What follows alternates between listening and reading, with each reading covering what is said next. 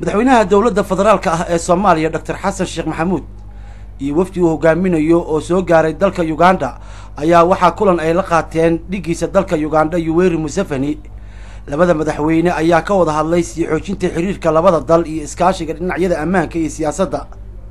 madaxweyne Xasan Sheekh Maxamuud oo socdaalkiisa ay ku weheliyeen xubno ay ka mid yihiin wasiirka gaashaandhigga dowladda federaalka ah ee Soomaaliya Maxamed Sheekh Xasan iyo taliyaasha ciidamada booliska iyo militariga ee dowladda federaalka ah ee Soomaaliya General Saacid iyo General Daahir Indhaqarshe.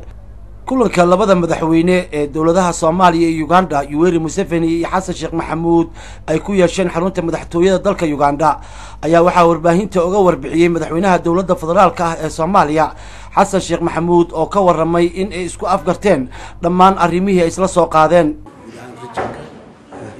Soomaaliya iyo horumarka ka socda iyo arrimaha waddanka amisom sidoo kale amuuraha IGAD iyo barnaamijka IGAD khuseeyana waan ka wada hadalnay waxayna ka mid ahayd howlaha caadiga ah oo marka la joogo waa in isbooqdo oo isbeddelgareeya marka waa kulan aad iyo aad u fiican. madaxweyne Xasan Sheekh ayaa dib ugu laabtay dalka Soomaaliya isagoo aan ka ambabaxay garoonka diyaaradaha Entebbe ee duleedka magaalada Kampala. علمي عثمان فارح بودري تلفزيون كقرنكا كمبلا.